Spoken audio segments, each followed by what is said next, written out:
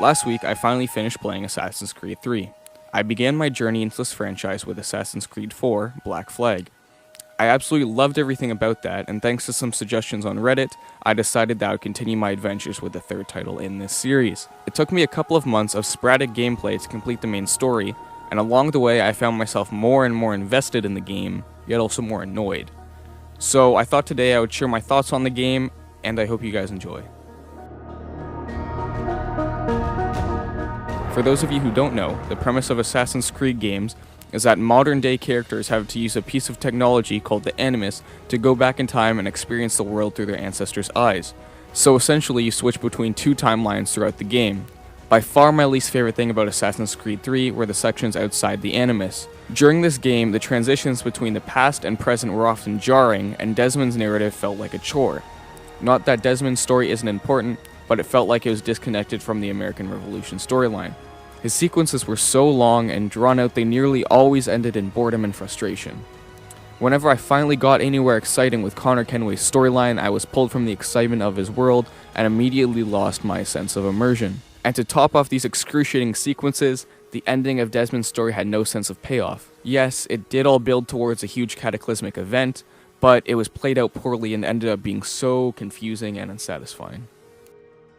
The past timeline is set around the American Revolution in the 18th century, with the game beginning in 1754 and ending in 1783. For the most part, I found Connor and Haytham's story straightforward and easy to follow. The player begins by playing the first few hours as Haytham Kenway, someone who is revealed to be one of the bad guys, a Templar. This is honestly one of the craziest, coolest twists I've seen in a video game to date. How often do you begin the story as an antagonist? After his sequences are over, you begin playing as his son, Connor. You're thrown into a series of events that ultimately end up with him becoming an assassin and hunting down the man who killed his mother. It's a compelling narrative, and save for some pacing issues, I think it's done to perfection. Playing as Haytham was one of the most interesting parts of this game. We get an insight to how the Templars operate and their ideologies.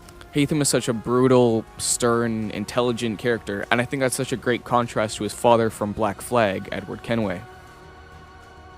Connor's story commences in his childhood and ends in young adulthood. I know a lot of people have a problem with Connor's voice acting, and they say it's bland and he doesn't really put any emotion in his lines, but I think it really fits the character because he's seen some shit.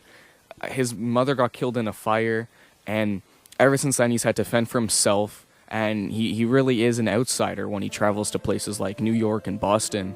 So it makes sense that he would put on such a stony front, and that he really is just here to accomplish his goal. I thought Achilles was a great character. He was Connor's mentor, and it was easy to develop a strong emotional connection to him. I liked his sense of realism, and how he always kept Connor grounded. Probably my biggest praise for this game would be about the sheer size of the world. It's so fleshed out and full of life, and it feels surprisingly real. I love the unique perspective given to real-life historical events, whether it be something like the Boston Tea Party, the battles of Lexington and Concord, or even the signing of the Declaration of Independence. They intertwine with Connor's story in a way that feels natural and exciting. The characters and NPCs' clothes are designed really well for the most part, and fit in with the era. The British soldiers, Americans, natives, and historical figures, they all look great. You can explore Boston, New York City, the frontier, and other settlements. Visually, they all look amazing and play well, except for a few problems with the player's movement, but that's something you'd come to expect with older Assassin's Creed games. The game does add some new mechanics, like hunting and trading, both of which are not essential to the story, but still fun to play around with nonetheless.